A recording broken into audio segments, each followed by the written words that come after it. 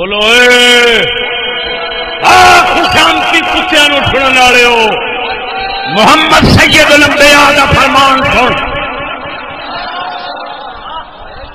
جعفر قریشی دیکھو فلاں نہیں دیکھو شبیر شاہ زبادی دے فلاں نہیں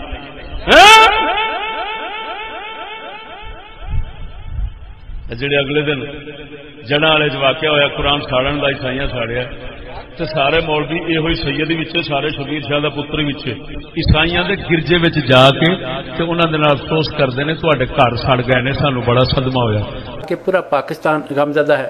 جڑا والا واقعے سے پاکستان اور اسلام کو زخم لگا ہے. ہم شرمندہ ہیں. چرچ میں مسیح قائدین سے معافی مانگنے آئے ہیں. یہ کون لوگ ہیں؟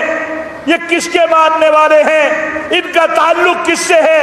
اللہ کی قسم نہ یہ اسلام کی تعلیم ہے نہ یہ محمد الرسول اللہ صلی اللہ علیہ وسلم کی تعلیم ہے کہ آپ کسی کو نقصان پہنچائیں.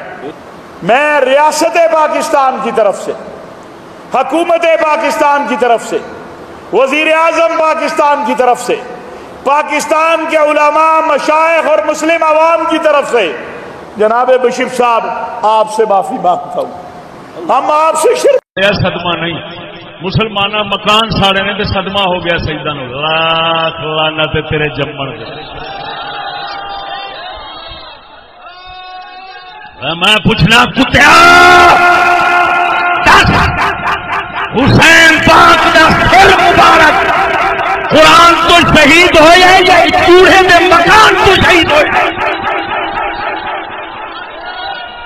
بولو انی دے پترو بولو کی کہہ رہا میں سچی دس حسین پاک دا سر قرآن تو شہید ہویا ہے یا کسی چوڑے دے مکان تو شہید ہویا ہے؟